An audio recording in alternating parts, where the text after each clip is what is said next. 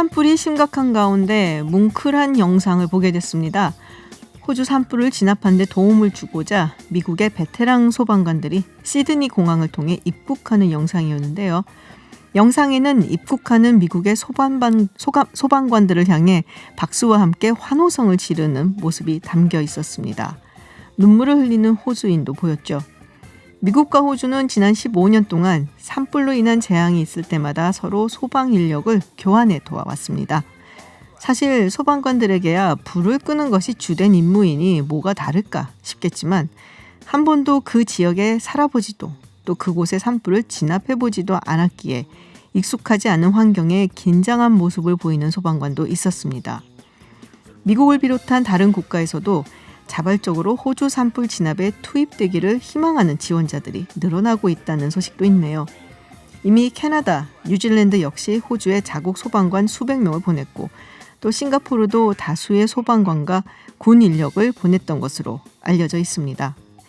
매일매일 쏟아지는 뉴스 속의 세상은 답답하고 우울하지만 또 가끔씩 이런 소식을 접하게 되면 아직은 살만한 세상인 것을 새삼 느낍니다.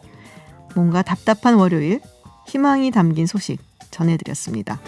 지난 11일 한국의 대선이라 할 수 있는 대만 총통 선거가 있었습니다. 대만의 독립을 주장하는 차잉잉원 총통이 역대 최다 득표율로 재선에 성공했는데요. 앞으로 대만과 중국 관계는 어떻게 될지 또 대만 사범대 동아시아학과의 김은미 교수 연결해서 자세히 이야기 들어보겠습니다.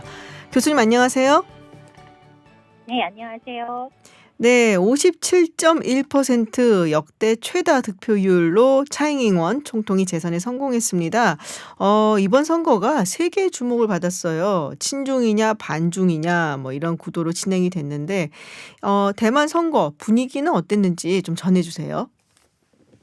네, 여론조사 때 초반 때부터 큰 차이가 났기 때문에요. 그러니까 예전 선거에 비해서는 그렇게 열기는 뜨겁지 않았던 것 같습니다. 네. 예, 여론조사 초반에 차잉원이 크게 여론조사에서 앞서가면서 일단은 반중 노선은 대만인에게 지지가 되었다는 게 증명이 됐기 때문에 예전처럼 오히려 이번 선거에서는 반중이라든지 친중이 오히려 부각되지 않았던 선거였던 것 같습니다. 네. 그러니까 이미 어느 정도 예상이 되었었기 때문에 굉장히 그 부분이 부각되지는 않았다. 예, 특기할 만한 사항이 있을까요? 예, 대만 이번에 선거에서 특히 분위기가 좀 뜨거웠던 건 역시 젊은 지지층들의 그런 열광적인 반응이었는데요. 젊은 지지층. 예. 근데 민진당 지지자들 같은 경우에는 이제 2018년 지방선거에서 크게 패배했던 기억이 있기 때문에요. 네. 굉장히 초조해하고 사실 자신감이 없었습니다. 이번 선거에서. 네. 반대로 한국의 지지자들은 이번 선거에서 꼭 이긴다는 굉장히 자신감을 보여줬기 때문에 그래서 민진당 지지자들이 특히 젊은 세대층들의 그런 불안감이 굉장히 높았던 것 같고요. 그래서 이번 선거에서는 젊은 층의 투표율이 굉장히 높았던 것으로 보입니다. 젊은 층 투표율이 높으면은 어느 후보한테 좀 더 유리하다고 보셨나요?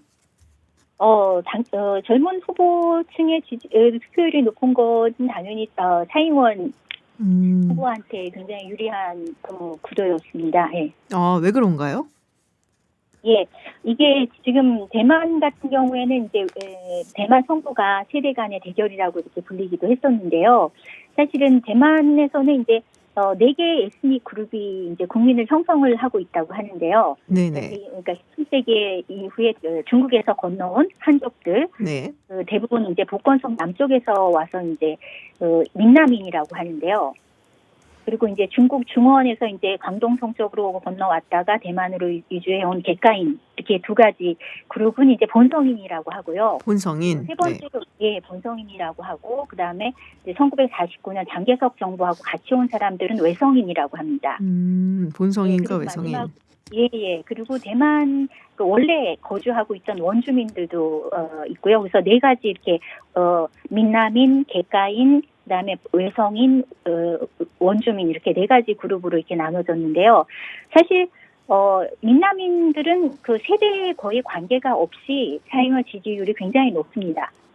그렇군요. 세대 간의 격차라고 했을 경우에는 이제 장개석 정부하고 같이 온 그 외성인들하고 중국에 그 뿌리를 두고 있는 오히려 중국 문화를 굉장히 지향하는 그 객가인들 이 두 그룹 중에서의 그런 세대 간의 격차가 이제 굉장히 심하게 나타나는데요.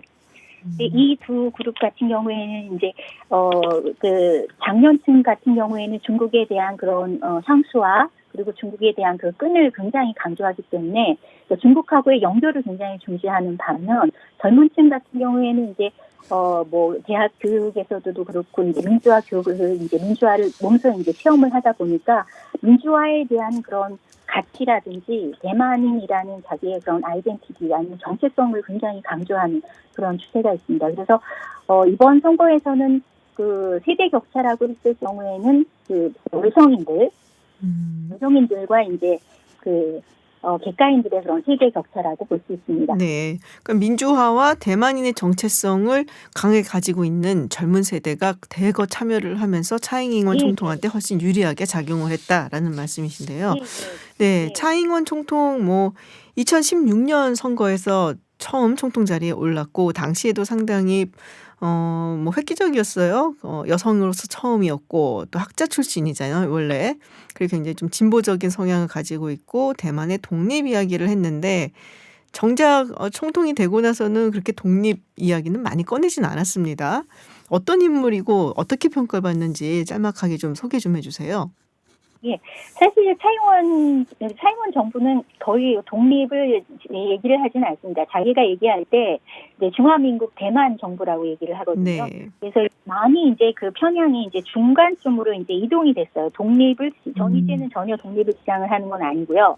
그래서 중간쯤으로 이제 이동이 됐고, 그래서 많이 그 중간층에 있는 그런 지지자들의 지지를 많이 받은 것 같습니다. 그리고 제가 알고 있는 보기에는 차잉원 총통 같은 경우에는 그 굉장히 자기 선전을 하지는 않지만 굉장히 조용하게 맡은 임무에서 최선을 다하는 총통인데요.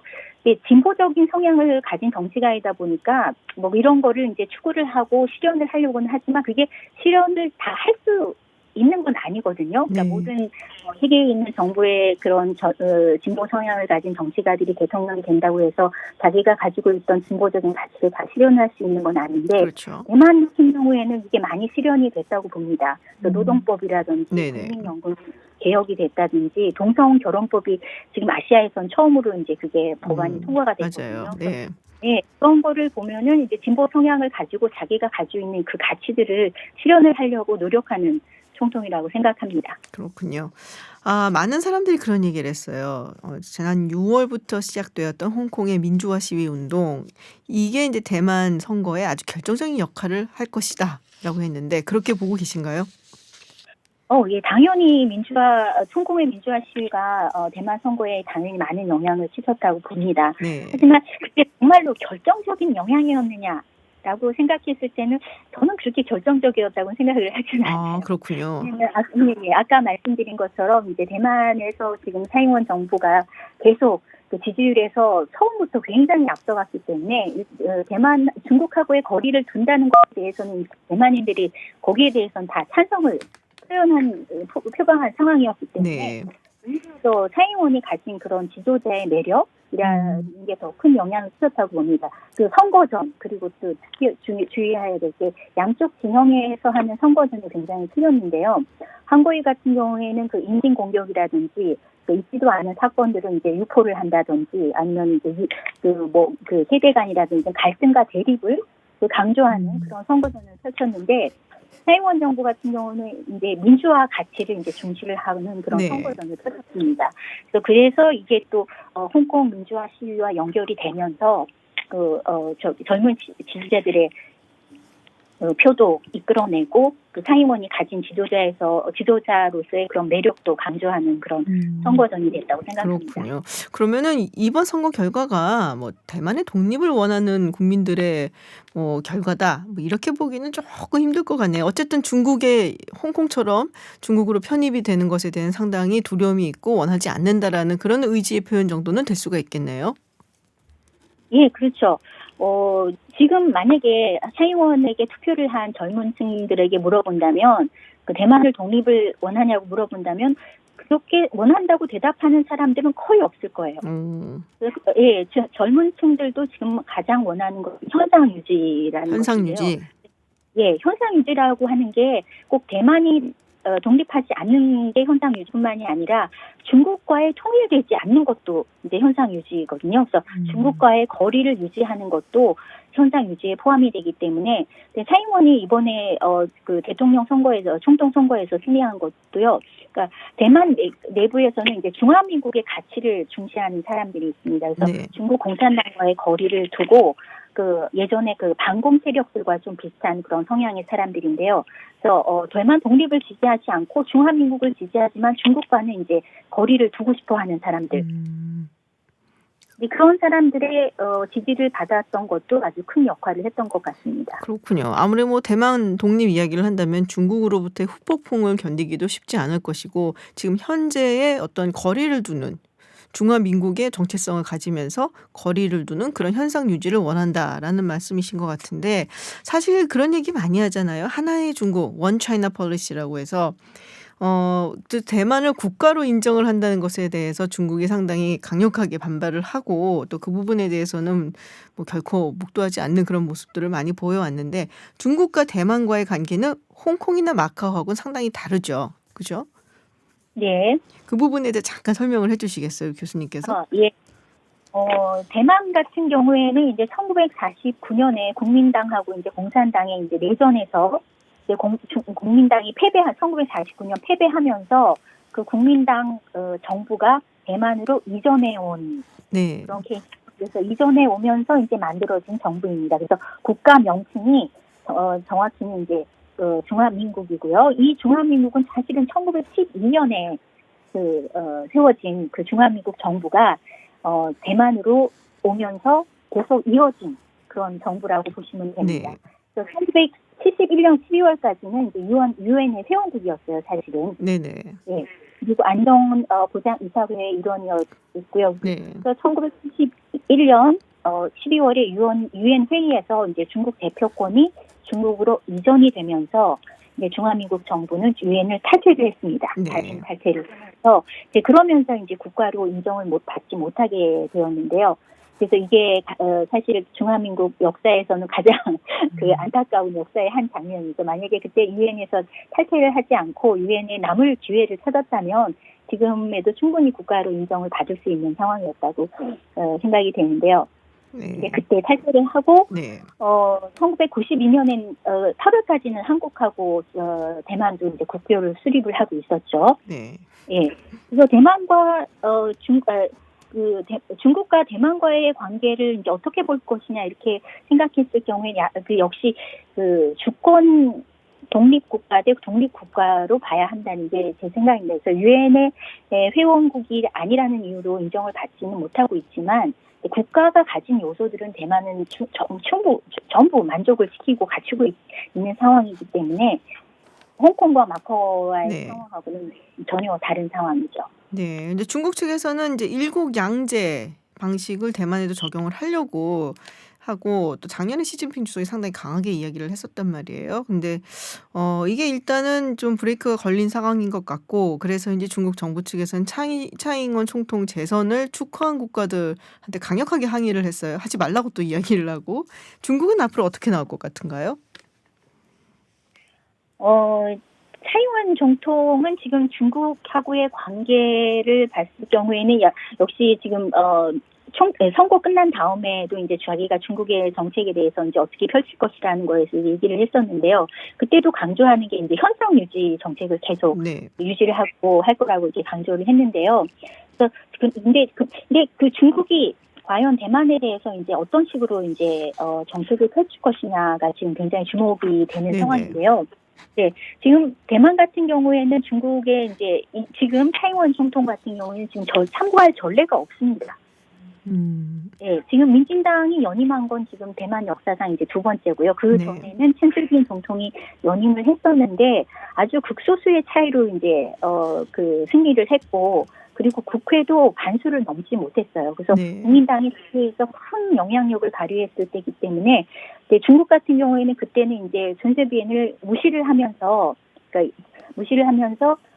다음 정권이 국민당이 정권이 탄생할 가능성이 굉장히 높았기 때문에 다음 정권을 기다리는 그런 그 태도를 취했거든요. 네.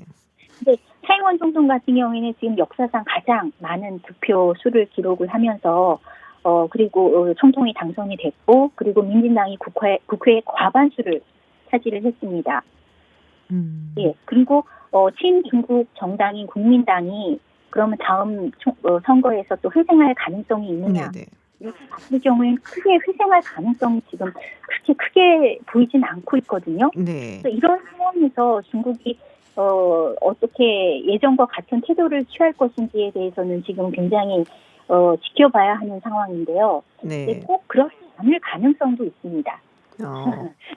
네, 근데 이제 중국 쪽에서는 이제 대만 하나의 중국의 정책에 대해서 이제 절대 포기하지 않을 것이기 때문에요. 일관되게 무시할 가능성도 있지만 그리고 미국하고의 중국하고 대만하고의 관계를 생각을 해서 약간의 대만에 대한 노선에서도 수정을 보일 가능성도 있습니다. 아, 그렇군요. 왠지 2020년 글로벌 정세에서 상당히 중요한 지역으로 대만이 떠오를 것 같다라는 생각이 듭니다. 네, 교수님 자세한 대만 상황 설명해 주셔서 감사합니다. 고맙습니다. 예, 감사합니다. 네, 지금까지 대만 사범대 동아시아학과 김은미 교수와 이야기 나눴습니다. 네, 김지윤의 이브닝쇼 깜짝 퀴즈 정답 그리고 당첨자 발표해 드립니다. 어제 저녁 문제가 이거였어요. 어제 저녁 도쿄올림픽 아시아 예선 결승전에서 여자 배구 대표팀이 태국을 3대0으로 완파하면서 3회 연속 올림픽 본선 진출이라는 쾌거를 이뤘는데요. 이 경기에서 눈에 띄는 우리 팀 에이스 땡땡땡 선수 복부 근육이 찢어지는 부상으로 준결승에는 출전하지 못했지만 이번 결승전에서 무려 22점을 몰아치면서 에이스 면모를 가감없이 드러냈는데 세계 최정상급 공격수 부상톤을 펼친 이 선수, 여자 배구 대표팀 주장인 이 선수는 누구일까요가 문제였습니다. 정답은 김연경 선수였습니다. 오답이 제가 많이 들었다고 말씀을 드렸는데 오답으로 이연경도 있었고요. 오연경, 김현경 뭐 등등 있었습니다. 한 끗 차이로 오답으로 보내주셔갖고 당첨이 안 되셨어요. 물론 많은 분들 보내주셔서 정답 보내주셔도 당첨 안 되신 분들 많은데요. 지금 뭐 김연경 선수와 아내 이름이 같다고 5332님 보내주셔서 아내와 커피 한잔 하게 해주세요. 네, 커피 한잔 하실 수 있을 것 같습니다. 그리고 아까도 얘기했지만 찢어질 복근이 있는 이분 김연경 선수 4092님 빨리 회복하라는 응원의 문자도 보내주셨고요. 많은 분들 응원 보내주셨습니다. 저희가 지난주 스포츠 피플 코너에도 소개를 드렸는데 정말 3회 연속 올림픽 본선 진출 이게 말이 쉽지 사실 굉장히 힘들거든요. 우리 선수들 정말 자랑스럽고요. 네, 김연경 선수 32살입니다 벌써. 그래서 아마도 이번 도쿄올림픽이 마지막이 되지 않겠나라고 보여지는데 우리 여자 배구 대표팀 선전을 기원합니다. 커피 쿠폰 받으실 분들 저희가 개별 연락드리고요. 또 당첨자 명단은 홈페이지에 올려놓겠습니다. 고맙습니다.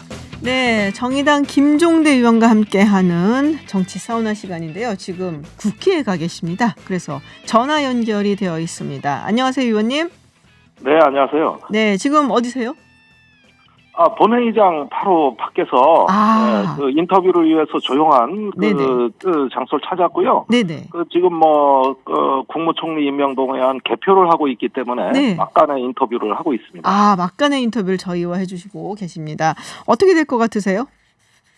예, 일단 무난히 임명동의안이 처리되리라고 낙관하고 있습니다. 그동안에 4+1의 동력이 잘 작동했기 때문에 네네. 오늘도 무사히 4+1의 저력이 보여질 것이다. 그런 점에서 별로 걱정 안 합니다. 별로 걱정 안 하신다.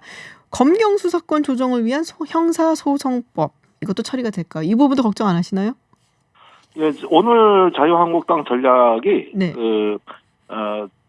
국무총리 임명 동의안, 그다음에 정보위원장 보궐선거 이 두 가지 표결을 하고 퇴장하는 걸로 알려져 있어요. 네. 그렇게 되면은 필리버스터도 사실상 물 건너갔고, 네네. 검경 수사권 조정 법안하고 유치원 3법까지 무난히 앞으로 1시간이면 처리되지 않을까 예상이 됩니다. 유치원 3법까지? 그렇습니다. 오늘 상정이 됐습니다. 네, 박영진 의원님 눈물 흘리실 것 같아요. 이거 통과되면. 제가 가서 네. 저기 위로를 좀 해주었어요. 네. 그런데 지역구 상황은 좀 걱정을 하더라고요. 그러시군요. 총선 이야기 좀 해볼게요. 총선 앞두고 정의당이 만 20세 청년들에게 3천만 원을 국가에서 지급하는 청년 기초 자산제 발표를 했습니다. 포퓰리즘이라는 비판이 있는 거 알고 계실 것 같아요. 아이고 잘 알고 있습니다. 네네. 네. 어떻게 재원은 어떻게 조달하실 거예요?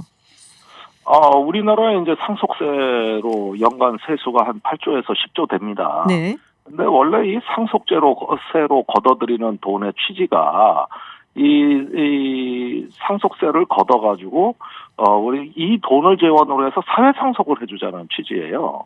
그러니까 지금 보면은 그 재벌들 그 동안에 불법 상속이라든가 네. 또 어떤 기업체 승계라든가 하는 데서 엄청난 우리 사회적 문제가 있었고 그러면서 꾸준히 상속법이 개정돼서 네. 이제는 어떤 고율의 상속세를 내다 보니까 세수가 10조에 육박을 하고 있습니다. 그러면 이 돈의 쓰임새는 마땅히 상속을 받지 못하는 그 사회의 계층 이동의 사다리가 끊어진 청년들에게 기회를 주는 자금으로 쓰여야 된다. 네. 그래서 지난 대선 때부터 심상정 대표가 그 청년 사회 상속제를 주장한 바 있습니다. 그 네. 연장선에서 당시에는 한 1,000만 원을 주장했는데 이번에는 3,000만 원까지도 지급할 수 있겠다. 그래서 물론 그 지출 범위가 10조 원을 넘었을 것으로 예상됩니다만은 2030년까지 인구가 계속 줄어들고 있기 때문에 네. 앞으로 상속세 그 세입과 균형을 맞출 수 있다고 저희는 보고 있습니다. 그러면 이게 만 20세 청년 전원한테는 3천만 원, 그리고 아동 양육 시설을 퇴소한 청년들한테는 5천만 원까지 지급을 하자는 거잖아요. 그러면은 네. 전원에게 3천만 원을 주면은 이재용 부회장의 자녀들도 받는 건가요? 그렇죠. 이게 보편복지니까 네. 항상 그런 시비가 네, 그러니까요. 따르는 거는 잘 알고 있습니다. 네네.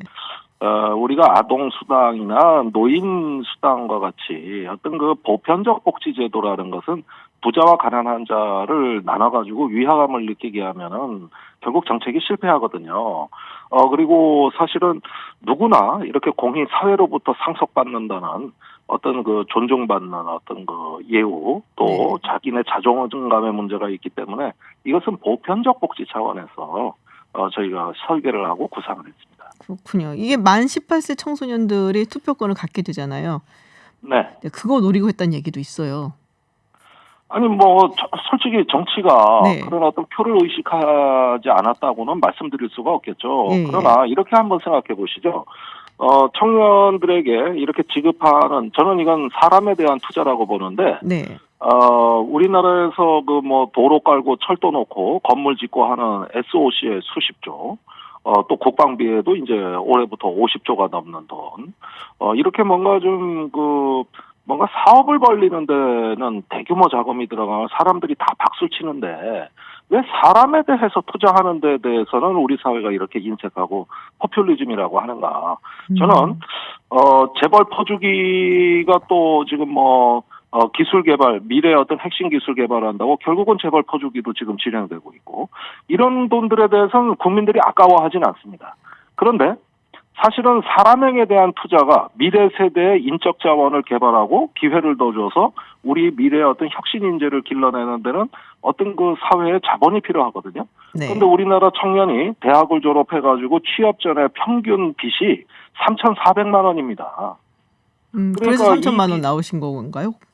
예, 대략 네. 그것을 네네. 고려한 수치라고 할 수가 있는데 그런데 사람에 따라서는 다르지만은 길게는 이 돈을 갚는데 16년이 걸립니다. 그리고 30살 넘어가지고 사회 진출할 때는 이미 서유럽보다 사회에 한 7년 이상 늦게 나가는 거거든요. 네. 그런데도 어떤 그 취업이 안 되고 또 어떤 그 계층 상승을 하려고 해도 당장 월세방 내야죠. 또 취업이라도 하려면 학원이라도 몇 개 다녀야 되는데 알바 뛰면서 그거 되겠습니까? 그러니까 이런 청년들이 제대로 자기 목돈을 통장으로 갖고 있으면은 그 돈으로 집 마련하고 또 학원이라도 하나 더 좀 다녀가지고 스펙을 쌓고 이래가지고 빨리 사회로 나가서 생산적인 일을 하라는 투자라고 저는 생각하기 때문에 네. 이건 절대 비용이 아니다. 투자다. 투자다. 이 점을 강조하고 싶습니다. 네, 알겠습니다. 법무부 검찰 인사 발표 후에 많이 시끄럽습니다. 잘 알고 계시겠지만 한국당은 추미애 법무부 장관 직권남용 혐의로 고발을 하고 탄핵소추안까지 발의를 했고요. 정의당은 대통령 인사권은 존중돼야 한다. 어떻게 보면 약간은 원론적인 메시지를 내놨는데 비판하시는 분들도 많아요. 알고 계시죠? 논평이 이게 정의당답지 않다라는 얘기도 있고, 뭐 조국 정국에서도 사실 뭐 민주당 이중되냐라는 비판도 있었습니다. 제가 오늘 굉장히 뭐 세게 질문 자꾸 드리는 것 같은데, 네, 아픈 질문 많이 하십니다. 네. 그리고 뭐 또 하나 아픈 걸 또 말씀드리면은 진중권 교수, 전 동양대 교수라고 해야겠죠. 탈당계 처리가 됐습니다. 또 처음에 조국 정국에서 탈당계 냈을 때는 처리를 안 했었는데 이젠 처리가 된 것으로 알고, 또 윤소아 의원하고 SNS를 통해 설전도 있었고요. 그렇습니다. 네, 정의당으로서 고민이 좀 있지 않으실까 싶은데요. 예, 우리가 이제 두 가지 가치가 충돌했어요. 네네. 검찰개혁과 사회적 약자, 어떤 특권을 또 척결하고 약자 편을 들라는 두 가지 요구가 조국 정국에서 우리를 내내 딜레마에 빠뜨리게 했고, 네. 그것이 이번에 그 추미애 장관의 검찰 인사까지 쭉 논란이 이어져 왔습니다. 뭐 여러 가지 껌껌이 설명드리면 말씀이 길어집니다만은 하나의 어떤 사회적 가치가 양립하고 있을 때 네. 이럴 때는 어떤 고도의 정치 행위가 따라야 되는 거거든요. 선택해야 되는 거거든요. 네. 모든 정치적인 선택은 딜레마 속에서 하는 거고 벼랑 끝에서 칼끝을 걸어가는 심정으로 하는 거거든요. 그런데 일단은 우리 사회에서 지금 권력기관 개혁이라고 하는 것이 뭐 시간이 많이 남아 있는 것도 아니고 20대 국회가 끝나가는데 여기서 지금 처리되지 않으면 또 얼마나 많은 세월을 기다려야 될지 모릅니다. 반면에 우리가 특권을 철폐하고 약자들에게 기회를 주는 문제는 매우 광범위한 문제일 뿐만 아니라 여러 어떤 그 시간과 노력을 들여서 해결해야 되니까 우리 정의당의 선택은 당연히 청년들의 분노를 알고 있고 또 우리 사회 공정을 확립하라는 요구를 알고 있습니다만은 일단은 검찰개혁의 험한 줄령부터 넘고 보자. 그러면서 하나씩 차근차근 풀어나가자는 입장이었죠. 이런 것들이 청년들에게 많은 아픔을 주어서 우리가 그동안 수도 없이 사과도 했고 송구스럽다는 말씀을 드렸는데 그거는 그렇게 어떤 송구스러운 입장을 앞으로 어떤 특권 정치를 척결하는데 그 에너지를 모아서 우리가 노력을 한다면은 나중에 책임 있는 모습으로 봐주시지 않을까 기대하고 있습니다. 알겠습니다. 화제 좀 돌려볼게요. 이것도 만만치 않은데, 네, 트럼프 대통령, 김정은 위원장, 깝깝하시죠? 지금 많이 깝깝하실 것 같아요. 아니 도대체가 이게 뭐 국가 간에 오고 가는 말이 무슨 어떤 시정 잡배들 어떤 험한 막말하고 네. 똑같이 그래. 이게 도대체가 저 북한에 대해서 저 오늘 세게 얘기했어요. 정말 이러지 마라. 친구한테. 네. 예? 아무리 안면 몰수도 유분수지. 아니 생일 축하한다는데. 네. 우리나라 옛말에 웃는 얼굴에 침 몇 번은 못 뱉는다 그러지 않았습니까? 아니 생일 축하한다. 이런 선의의 덕담에다가 이런 모욕적인 말로 응답을 해버리면 이거는 외교를 떠나서도 말이죠. 이거 정말 뭔가 북한이 지금 뭔가 이 분노 조절 장치가 고장난 거 아니냐. 분노 조절 장치가 고장났다. 예, 왜 문재인 대통령을 화풀이 대상으로만 삼느냐는 거예요. 아니 대한민국 그래 만만합니까? 얼마든지 전략적으로 이용할 수 있는데 그런 어떤 가능성을 다 뿌리치고 그냥 고립무원의 벼랑 끝으로 저래 달려가는 것 같은 이런 어떤 그 행태가 심히 개탄스럽다. 저도 오늘 세게 얘기했습니다. 그렇군요. 마지막으로 청해부대 호르무즈 해협에 갈 가능성이 좀 크다라는 얘기가 있습니다. 지금 뭐 많은 분들 중동 전문가들하고도 인터뷰를 저희가 해봤는데 지금 보내는 거는 이전에 얘기하고는 상당히 차원이 다르다라는 얘기 많이 하거든요. 어떻게 할까요? 그 점은 제가 네. 그 파병안을 다 살펴보고 저 국방부의 답변을 들었는데요. 네. 지금 청해부대가 호르문즈가 하려면 두 가지 요건이 충족돼야 돼요. 교민 안전이 위급에 처해 빨리 가서 그걸 살펴야 된다는 거. 네. 두 번째는 해적 퇴치입니다. 이 두 가지 요건이 충족이 돼야 청해부대가 호르문즈까지 작전 영역을 확대할 수 있어요. 근데 지금 그 두 가지 요건하고는 하등 관련이 없습니다. 그러면은 오히려 괜히 갖다가 얻어 터지기나 하고 교민들을 더 위험에 빠뜨릴 수도 있는 상황인데 이걸 갖다가 파병을 해가지고 과연 지금 어떤 우리가 뭐 어떤 작전의 목적을 달성할 수 있겠느냐, 택도 없는 소리죠. 그런 면에서는 국방부도 지금 신중을 기하고 있고 네. 그 누구도 자신 있게 파병을 주장할 수 있는 형편이 못 됩니다. 네, 알겠습니다. 의원님 오늘 마지막이에요. 네, 오늘이 저희가 김종대 의원님과 함께하는 마지막 정치 사우나 시간입니다. 선거법상 다음 주부터는 이제 저희 프로에 고정으로 나오시기가 힘들게 되셨고요. 이제 뭐 검경 수사권 조정안 뭐 지금 유치원 3법까지 지금 투표가 남아 있는데 잘 해주시길 부탁을 드리고 총선 후에 다시 오실 거죠? 아니 뭐 정든이 이별이라고 아니 뭐 시작한 지 얼마 안 되는데 이렇게 네, 또 그러게요. 정치 일정 때문에 이렇게 또 서둘러 정리를 해야 된다는 이 현실이 참으로 안타깝네요. 현실이 아주 원망스러워요, 저도. 예, 저는 이 방송이 너무 행복했고요. 네. 또 우리 김지훈 박사님하고 말이 너무 잘 통해서 네. 예, 제가 아주 개인적으로는 참 여러 가지 어떤 기억에 남았고 우리가 함께한 시간을 앞으로도 계속 기억할 겁니다. 안 오실 것처럼 얘기하시면 안 되고요. 총선 끝난 다음에 꼭 다시 와주시기를. 그러면 또 와야죠. 네, 알겠습니다. 건승하시길 빌고요. 네, 그동안 감사했습니다. 네, 고맙습니다. 사랑합니다. 네, 사랑합니다. 네, 지금까지 정의당 김종대 의원과 말씀 나눴습니다. 네, 경제탐구생활 코너 들어가기 전에요. 지금 속보가 들어와 있습니다. 정세균 국무총리 후보자 인준 표결 결과 재석 278명, 그리고 찬성 164명, 그리고 반대 109명, 기권 1명이 되었습니다. 아까 방금 김종대 의원님께서 갑자기 사랑 고백을 하셔서 깜짝 놀랐는데 저한테 하신 게 아니고 청취자 여러분께 하신 걸로 그렇게 제가 착각했어요. 제가 아니고요. 청취자 여러분께 한 겁니다. 정세균 국무총리 후보자 인준 통과가 됐고요. 국무총리로 임명이 됩니다.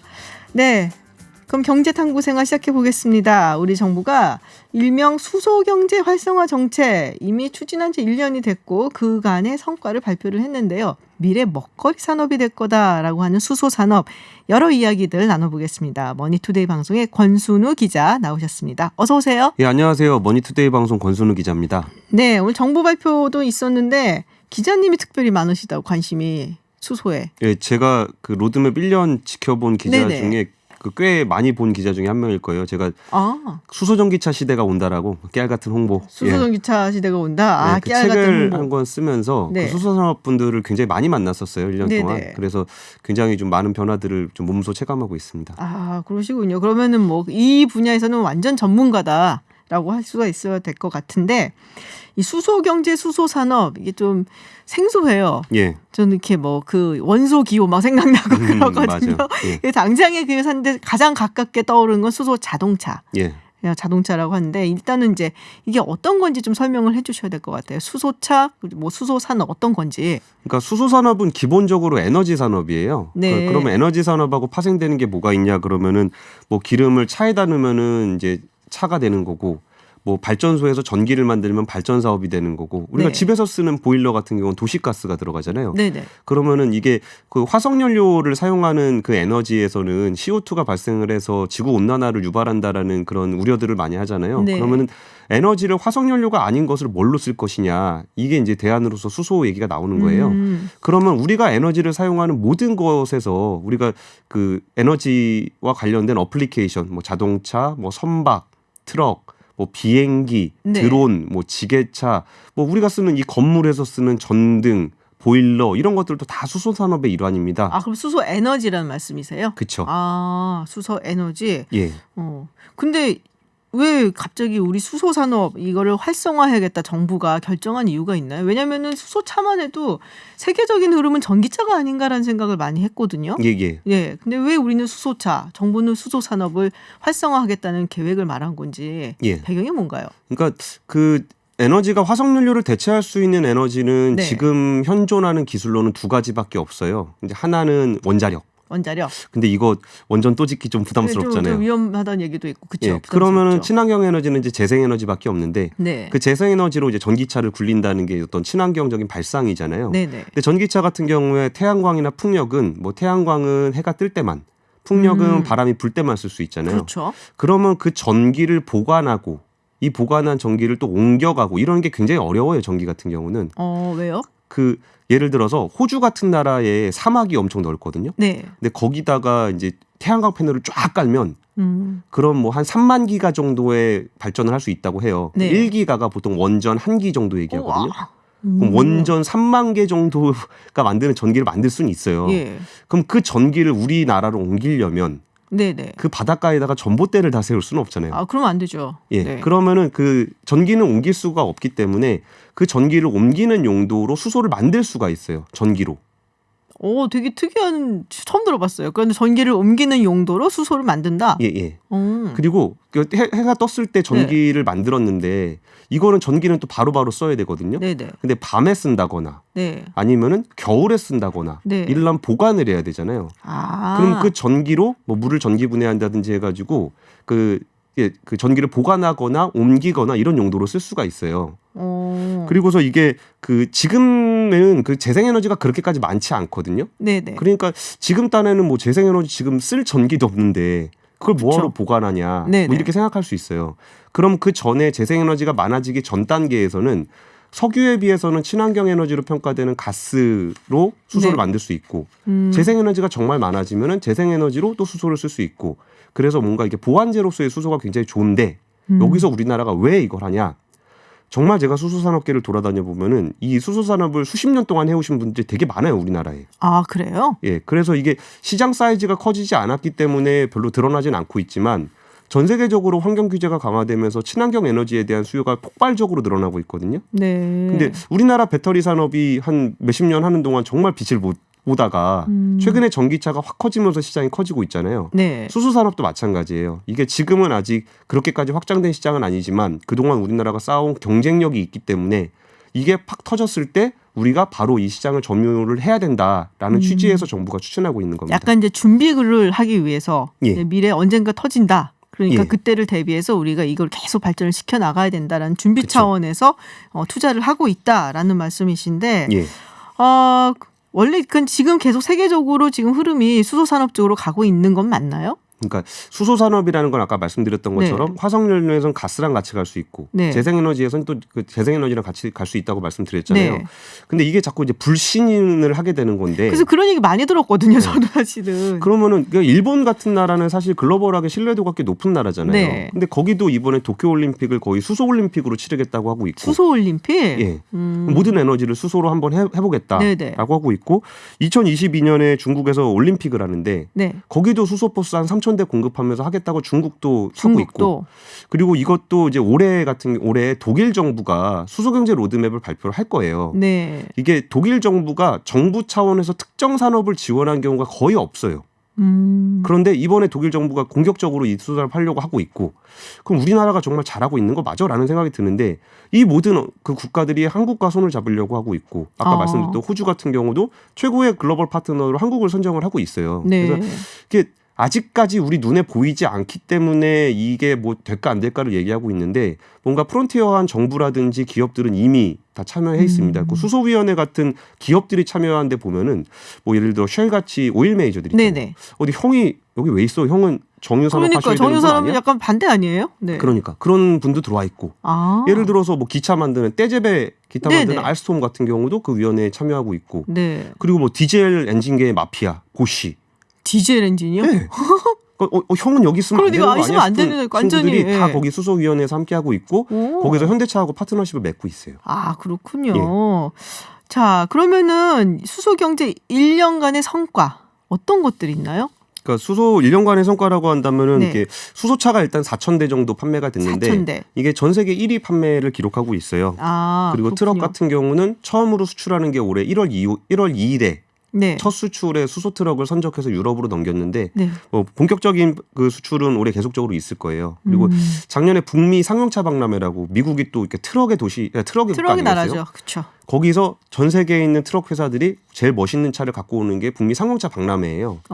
여기에 거의 대부분의 회사들이 수소 트럭을 컨셉 모델로 갖고 왔고 컨셉 모델로 수소 트럭을 가지고 왔다. 예, 그런데 현대차는 이미 트럭은 컨셉 아닌 단계로 만들 수 있고 거의 뭐 트램에 가까운 트럭 모델을 만들어냈고 그리고 또 미국의 또 그 커밍스라고 네. 굉장히 큰 트럭 회사 있잖아요. 디젤 엔진 정말 잘 만드는 네네. 회사인데 여기는 오히려 현대차하고 손을 잡고 연료인지를 공급받고 아. 싶다고 그렇게 좀 했었습니다. 그렇군요. 예, 그리고 이 알게 모르게 있는 것들이 또 소부장 기업들 되게 많아요. 소부장 기업들. 네, 소재 부품 장비 기업들이 거기는 이제 표면적으로 소비자들이 선택하는 건 아니기 때문에 잘 안 보이긴 하는데 이게 트럭 하나 만들려면 부품 굉장히 많이 들어가잖아요. 네. 그 부품을 만드는 그 기업들도 저는 이렇게 계속적으로 돌아다니면서 만나보면은 정말 수십 년 동안 연구개발만 하셨던 분들이 이제 좀 물건 팔아가지고 매출도 올리고 좀 더 투자도 하고 투자하면 또 일자리가 거기는 한 2배씩 3배씩 막 늘어나요. 워낙 인력이 좀 적기도 했었지만 네네. 그래서 정말 일자리 측면에서도 뭐 총수는 작을지 모르겠지만 비율로 따지면 굉장히 많이 늘어났습니다. 그렇군요. 왠지 그 수소 컨셉 트럭이라고 말씀을 하시니까 트랜스포머가 막 생각이 나요. 이게 뭐가 이렇게 찡찡하고 막 나올 것 같은 생각이 드는데 예. 근데 그래도 많은 분들이 사실은 잘 모르세요. 이 수소차, 전기차. 두 가지가 이제 다른 거잖아요. 근데 어떤 점에서 극명하게 다르다. 뭐 이런 것 좀 가르쳐 주시면 좋을 것 같아요. 왜냐면은 지금 계속 보는 건 전기차 선전 많이 보거든요. 뭐 테슬라, 뭐 지금 뭐 메르세데스에서도 지금 전기차 선전 굉장히 많이 하고 있고. 수소차와 전기차는 이런 점이 다르고 그리고 이런 면에서는 전기차가 나을 수도 있지만 수소차가 또 이런 면에서 나올 수도 있다. 네. 그러니까 그냥 소비자 입장에서 딱 찍어서 말씀을 드리면은 네네. 집 근처에 수소 충전소가 이렇게 왔다 갔다 하는 길에 있다. 뭐 회사 네. 가는 길에 있거나 집 근처에 있거나 회사 근처에 있다 그러면은 수소차는 1회 충전 주행 거리가 길고 네. 그리고 보조금 많이 줍니다. 아. 그래서 차가 전기차보다 지금은 더 좋아요. 네네. 7천만 원짜리 차를 3,500만 원에 살 수 있어서 좋은 게 있고 그 전기차는 어디서나 충전할 수 있는 그러니까 수소차보다 인프라가 훨씬 잘 돼 있잖아요. 네. 그래서 정말 편하게 쓰기에는 전기차가 더 좋습니다. 편하게 쓰기엔 전기차가 좋다. 예. 근데요, 지금 문자 중에 이런 질문이 왔어요. 조금 불편한 질문일 수도 있는데 정유회사 로비 때문에 아닌가요? 수소차의 활성화는. 아, 그거는 네. 그게 뭐 굉장히 오래된 루머인데 아까 말씀드렸던 것처럼 네네. 뭐 쉘이나 이런 데가 가스 만들려고 참여하는데 네. 이게 정유회사가 로비를 해서 지구 온난화를 막겠다 뭐 이런 취지는 아니잖아요. 네네. 근데 이게 전기라는 것도 결국은 발전을 해서 만들어내는 거잖아요. 네. 그러면 석탄을 발전하던 가스를 발전하던 석유를 발전을 해야 돼요. 네네. 그러면은 그거를 뭐 그 석유 에너지로 할 것이냐 가스로 할 것이냐 이거는 사실 그 미래에 가면 사실 선택의 문제예요. 그러기 때문에 전기차나 수소차나 뭐 전기로 가는 거는 전기차고 수소로 가는 건 수소차기 때문에 이건 같이 가는 모델이라 특별히 정유사가 거기다가 뭐 로비를 해야 될 이유도 없고 로비를 할 필요도 별로 없습니다. 수소차나 전기차나 마찬가지이기 때문에 뭐 예. 전기차보다 수소차에 로비를 하지는 않는다. 그러니까 사실 전기차가 근데 발달하게 되면 정유회사 측은 조금 곤란하잖아요. 싫잖아요. 아닌가요? 그거는 그것 때문에 네. 수소위원회에 들어가 있는 거예요. 그것 때문에 수소위원회에 들어가 있다? 그러니까 정유회사들이 거기 네. 수소위원회에 가입을 해서 뭐 에너지적인 차원에서 자기의 미래 먹거리를 찾는 거잖아요. 네. 근데 이게 과거에 사실 정유회사가 제일 타겟으로 딱 잡았던 건 사실 전기차였어요. 그러니까요. 예, 그 전기차를 못 들어오게 하려고 그랬던 거는 이게 보급 속도가 빠를 수 있기 때문에 오히려 더 그렇거든요. 근데 어차피 수소나 전기나 그 일단 정유 휘발유 쓰는 게 아니잖아요. 네. 그런데 왜 굳이 수소차만 살리고 전기차를 이렇게 뭐 죽이려고 한다고 생각하는 거는 오히려 네. 반대예요. 반대예요. 정유사가 견제하는 거는 친환경차지. 친환경차. 예, 수소차나 전기차를 딱히 뭐를 더 좋다고 얘기하기는 좀 어려워요. 그렇군요. 안전성 문제는 어때요? 수소 충전소 폭발 사고도 있고 모르잖아요. 예, 그 사실 수소가 터지죠. 네. 근데 에너지를 가진 모든 그 물질은 터집니다. 터지지 않으면 에너지라고 부르지 않아요. 네. 뭐 휘발유에도 불 붙이면 터지잖아요. 네. 그걸로 그렇죠. 이제 내연기관을 돌리는 건데 수소 같은 경우는 가스 중에서 고압가스예요. 부탄가스 딱 터트리면 터지잖아요. 네네. 가스의 압력이 높을수록 그 폭발력이 커지거든요. 현재 수소를 고압가스로 유지하기 때문에 터지는 거예요. 그래서 위험하다고 얘기하는 거예요. 근데 고압가스라는 거는 우리가 사용하는 CNG라든지 LPG라든지 이게 다 고압가스입니다. 네. 그렇기 때문에 그 고압가스는 어떻게 관리하느냐의 문제지. 근데 여기서 뭐 수소폭탄 얘기를 또 해야 될지 모르겠으나 수소를 가지고 수소폭탄을 만들 수 있는 사람은 노벨상을 받을 거라 그랬어요. 아예 물질 자체가 다르거든요. 이거는 핵 융합에 관련된 문제고 수소폭탄은 네네. 수소는 고압가스의 문제인데 여기서 또 하나 눈여겨봐야 되는 포인트는 이 안전을 얼마나 잘 관리해야 가는가가 또 수소산업 기술 중에 하나예요. 그래서 이번에 수소법이 통과가 되면서 안전관련한 규정들도 개정이 됐는데 이 안전을 잘 가꿔갈 수 있는 기술을 갖추는 게 또 우리나라의 경쟁력이 될 수 있어요. 예를 들면은 우리나라가 그때 반도체 문제 때문에 불화수소 같은 것 때문에 네네. 되게 힘들어했잖아요. 예. 불소가 굉장히 위험한 물질입니다. 아, 그래서 맞아요. 우리나라는 그 얘기 들은 그걸 것 잘 같아요, 저도. 못했는데 네. 일본에서는 그거를 잘 연구하고 기술 개발을 해서 잘 사용할 수 있었기 때문에 우리나라한테 위협이 될 수 있는 물질을 잘 만들어낼 수 있는 거거든요. 수소 관련한 안전 기술을 키우는 것도 우리나라의 새로운 먹거리가 될 수 있습니다. 그러니까 얼마나 안전하게 이거를 관리를 하느냐 이런 기술을 키워냄으로써 다른 국가들이 이제 뒤늦게 출발한다고 하더라도 우리가 어떻게 보면 좀 선점을 할 수 있다. 예. 뭐 이런 말씀이신 것 같아요. 예.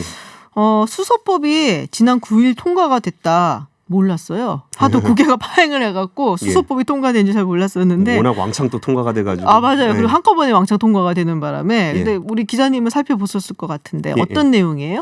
그러니까 뭐 내용 자체를 디테일하게 아실 필요는 별로 네. 없는데 그 수소 산업을 지원할 수 있는 법적 근거가 만들어졌는데요. 네네. 이것에 제가 의미를 딱 한마디로 설명을 해드리면은 정권이 바뀌면은 정부가 추진하던 산업들이 굉장히 많이 변해요.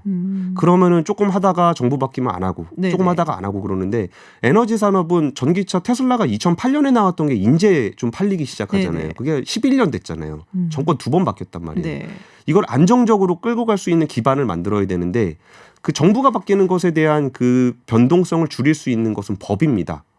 그러면서 법을 만들게 되면은 그 정부가 그걸 지원해야 되는 의무가 생기기 때문에 정권이 바뀌더라도 안정적으로 이 산업을 끌고 갈 수가 있어요. 네. 그럼 어떤 변화가 생기냐면은 기업들이 투자를 할 때 과감하게 할 수 있어요. 아 이게 그러니까 언제 없어질지 몰라. 이 정책이 언제 끝날지 몰라라는 생각을 안 해도 되니까. 예. 그리고 채용을 하더라도 네. 야 이번 정권 끝나고 진짜 산업이 망할 것 같다. 망할 수도 있다라고 한다면은 네네. 과감하게 채용을 할 수 없거든요. 그렇죠. 근데 법으로 만들어져서 법을 개정하지 않는 이상 정부가 지원한다고 한다면은 그러면은 정부를 믿고 한번 투자를 해서 네네. 기술 개발해서 세계적으로 한번 붙어보자 할 수 있는 그런 토대가 마련됐다고 보시면 될 것 같아요. 그런 면에서 중요하다.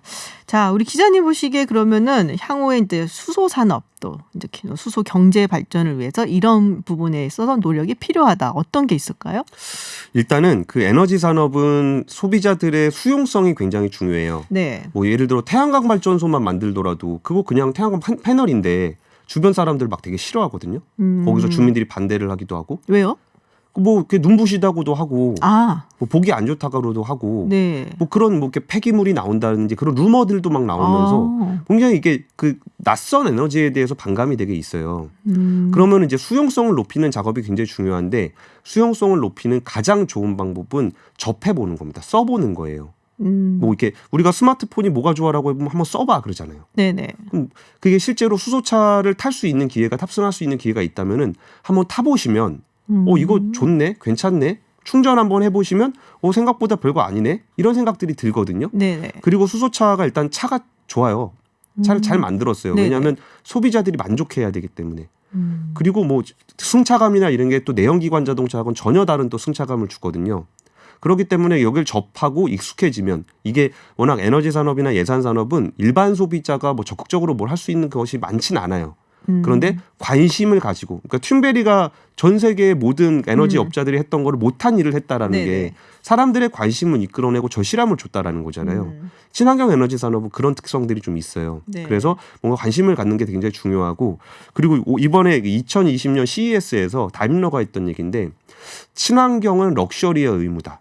아하. 비용이 비싸고 네. 그러니까 일반 소비자들이 경제적으로 따지는 일반인들이 할 수는 없겠지만 사회적인 책임이 있는 뭐 노블리스 오블리제 같이 네. 좀 더 비용을 지불할 수 있는 그런 차를 만드는 그런 럭셔리를 추구하는 사람들이라면 우리 후손들을 위해서 지구 온난화를 위해서 비용을 더 지불할 수 있는 그런 관심 그리고 셀러브리티들이 그런 거를 이용하게 되면 사람들이 또 관심을 받잖아요. 그렇죠. 테슬라의 성장에 제일 많이 기여했던 부분은 또 일론 머스크의 친구들이 그런 차를 타고 다니고 헐리우드 배우들이 타고 다녔을 때 친환경은 멋있는 거구나 네. 아름다운 거구나라는 걸 인식할 수 있게 되잖아요. 그러니까 소비자 수용성을 높이기 위해서는 이 친환경 에너지가 조금 더 소비자들한테 가까이 다가갈 수 있는 거를 그 공급자 쪽에서도 많이 노력을 해야 되고 네. 소비자 쪽에서도 경험할 수 있다면 많이 경험해 보시는 게 좋을 것 같습니다. 지금 6416님이 기자님 책 제목 좀 알려주세요라고 보내주셨어요. 짧게 책 제목 뭔가요? 수소전기차 시대가 온다. 수소 전기차 시대가 온다. 네, 권순우 기자의 책이었습니다. 관심 있으신 분들 한번 찾아보셔도 좋을 것 같습니다. 네, 수소산업, 수소경제 이야기를 지금까지 나눠봤습니다. 머니투데이 방송의 권순우 기자였고요. 오늘 말씀 고맙습니다. 예, 감사합니다. 네, 좀 전에 속보로 전해드렸습니다. 정세균 국무총리 임명 동의안이 지명 29일 만에 국회를 통과했습니다. 총리 후보자 인준 반대표를 던진 자유한국당은 검찰청법 그리고 등의 검찰개혁법안에 필리버스터 실시는 하지 않고 지금 국회 로텐더홀에서 규탄 대회를 열고 있고요. 민주당 그리고 다른 야당은 오늘 본회의에 상정된 검찰개혁법안 그리고 유치원 3법까지 처리를 하겠다는 방침입니다. 내일 서울타임즈에서 자세한 소식 전해드릴게요. 네, 김지윤의 이브닝쇼 오늘은 여기까지입니다. 오아시스의 She's Electric 띄워드리면서요. 저는 물러가겠습니다. 지금까지 김지윤이었습니다.